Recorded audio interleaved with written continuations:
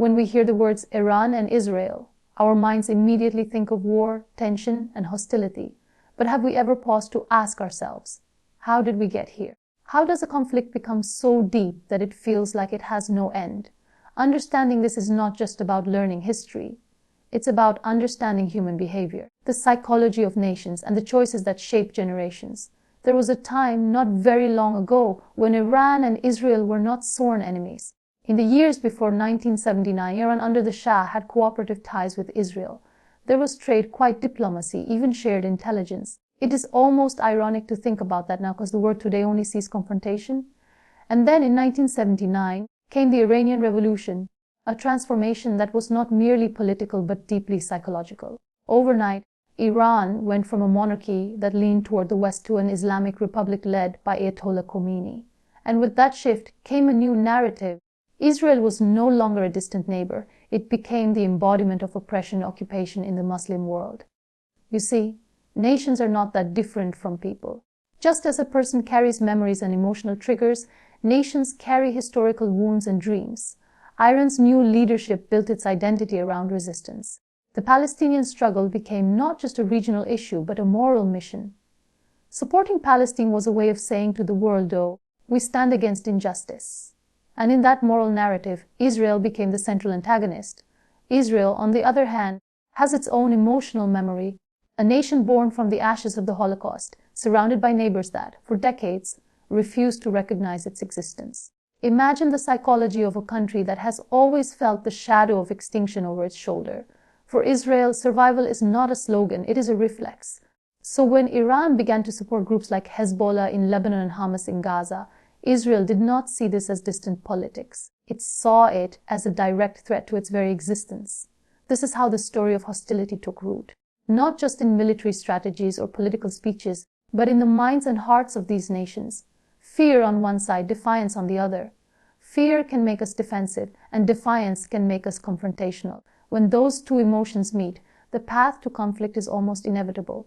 If we reflect on this deeply, we can see a pattern that applies far beyond the Middle East. Most conflicts in the world are not born from sudden explosions of violence. They are the final chapters of a long story of mistrust, trauma, and misunderstood intentions. And unless someone is willing to rewrite the story, the ending never changes. Now here's the question we must all ask ourselves. What happens when generations grow up all knowing the language of hostility? Iranian children grow up hearing about resistance and betrayal. Israeli children grow up hearing about threats and survival. And slowly the enemy becomes not just a nation but an idea that lives in the minds of millions. Philosophically, this is the greatest tragedy of prolonged conflicting. It does not only destroy cities, it reshapes souls. When we allow fear, anger to define a nation's identity, peace becomes an outsider, a stranger at the door. But history, as heavy as it feels, is never unchangeable.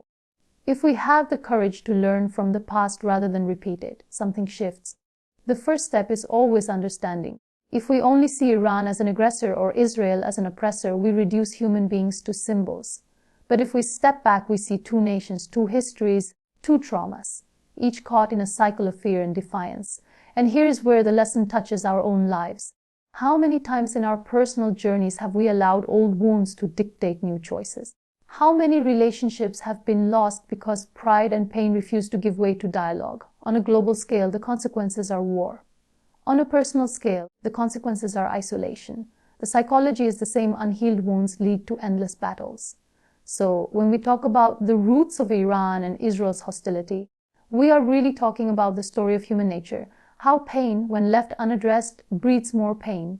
It is a reminder that every conflict, no matter how grand, starts in the human heart. And as we move forward in this conversation about who supports whom, I want you to carry this reflection with you. Peace will never arrive by accident. It is a conscious choice, a courageous decision to break cycles that have repeated for decades. Nations may take years to realize this truth, but as individuals, we can embrace it today. Because if we cannot heal the conflicts in our own hearts, how can we ever hope to heal the conflicts of the world? When we think about the Middle East, we often imagine it as a place of constant conflict, a land where tension is as common as the desert winds. But the truth is, the Middle East is more than a map of nations. It is a chessboard of power, faith, and survival. And on that board, Iran and Israel are not just neighbors in opposition, they are pieces moved by forces much larger than themselves. To understand their current confrontation, we must first understand the geopolitical chessboard they are playing on. Imagine a region where geography itself seems to invite competition. The Middle East is the bridge between three continents, a land rich with energy resources and sacred to billions of people. Whoever influences this region, in some way, touches the heart of the world. And here is where psychology enters the gaming when a place is this important. It is almost impossible for nations to act without thinking about how the world is watching or interfering. Iran positions itself as the voice of resistance in the region, a protector of the oppressed, especially Palestinians, and a challenger to Western influence. For Iran, controlling or influencing strategic points like Iraq, Syria, and Lebanon is not just political. It is survival. It is about creating a shield of allies and influence to prevent being isolated or attacked. And when Iran looks at Israel, it does not see a single country. It sees a chain connecting to the United States, to NATO, and to global powers that could threaten its vision for the region. Israel, meanwhile, plays a different but equally intense psychological game. It is a small nation in terms of land, yet it sees itself as carrying the weight of historical trauma and the constant fear of being surrounded. Geography is both its blessing and its curse. On one hand, Israel has strong borders and advanced defense systems. On the other, it sits in a neighborhood where it feels unwelcome by many. This constant feeling of being the outsider in the region drives Israel to secure alliances, expand intelligence networks, and project strength far beyond its borders. And then there is the wider chessboard, the one that is not even in the Middle East. Global powers hover over this region like players deciding which piece to move next. The United States has long been a steadfast ally of Israel, not only out of shared political interest, but also from cultural and historical alignment. Russia, on the other hand, has leaned towards Iran and its allies, partly as a way to counter US influence. China quietly watches and builds economic ties, knowing that controlling resources and trade routes may be more powerful than any army. But here is the subtle truth that many miss in this geopolitical game. Iran and Israel are both reacting to forces bigger than themselves. This is the philosophy of power. Nations, like people, often believe they are making free choices, but fear and external pressure guide many of their moves. Israel's military actions, Iran's proxy networks, the sudden escalations in Lebanon, Syria, or Gaza, none of these happen in isolation. They are the ripples of a larger struggle for influence in the most strategic piece of land on earth. If we reflect deeply, we can see a human lesson in all of this. Life, like geopolitics, often feels like a chess game. We make moves thinking we are in control, but many times, fear or external pressures dictate our actions. A country surrounded by perceived enemies builds walls and weapons. A person surrounded by distrust, emotional walls and defenses. Both live in survival mode, always calculating the next move, never truly free to rest. And here is the tragedy of such a mindsetting. When your whole life or your whole foreign policy is about survival, you rarely pause to create peace. You are too busy protecting yourself to imagine a different story. The Middle East is a living example of that. Each nation is protecting its narrative, its people, and its version of justice. Yet the very act of constant protection often blocks the possibility of true safety. If we want to understand why this region keeps trembling, it is because fear and ambition are playing a never-ending game. Iran wants to project influence to feel secure. Israel wants to neutralize threats to survive. Global powers want to secure their interests, often at the cost of local stability. And so, the chessboard remains active, with no winner in sight. But let me leave you with this reflection: in both life and geopolitics, when every move is about defense and dominance, the game never truly ends. Perhaps the real victory comes not from winning the chess match, but from stepping away from the board and choosing a new game altogether. A game where dialogue replaces calculation and trust replaces fear. When we talk about the conflict between Iran and Israel, it is tempting to think of it as a regional matter, a clash between two nations and their immediate neighbors. But the truth is, this is not a two-player game. Behind the scenes, far from the headlines, there are silent architects, the global superpowers, who shape, influence, and sometimes even ignite the flames of confrontation. The United States, Russia, and China are not just bystanders, they are the unseen hands moving pieces on this board. And to understand who supports whom, we must look beyond the borders of the Middle East. The United States has, for decades, been Israel's most steadfast ally. This is not only about politics, it is about identity and psychology. America sees in Israel a reflection of its own values in democracy, resilience, and survival against great odds.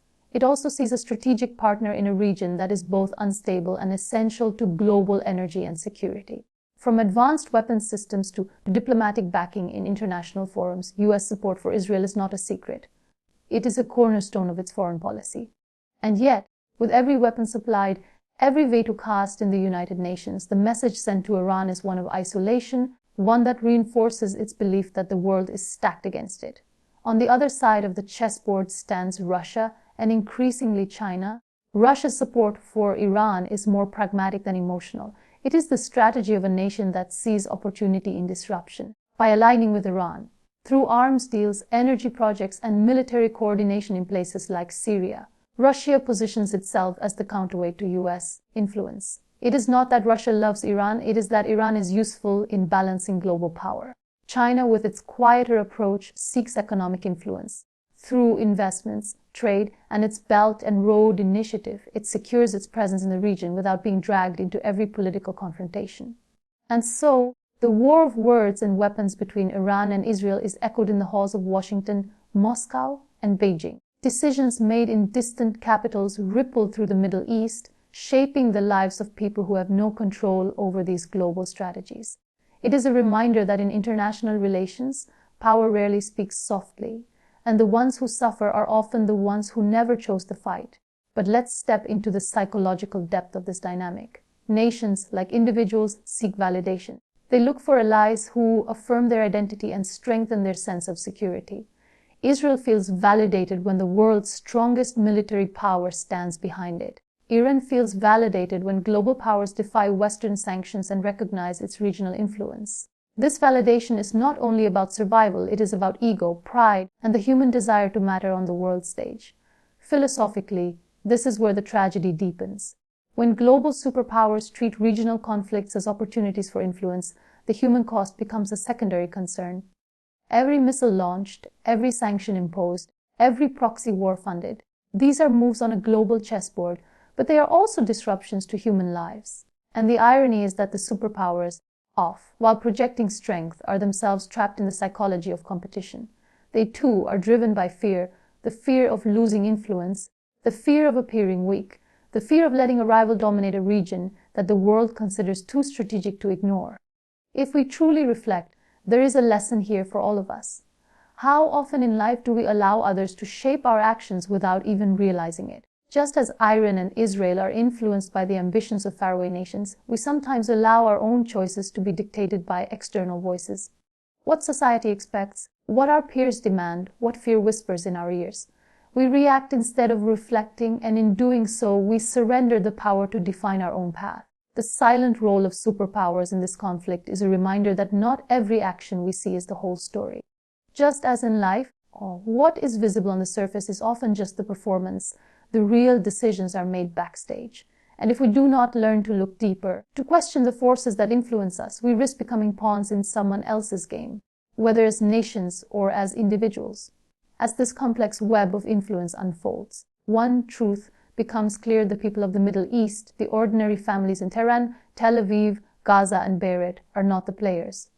They are the pieces being moved.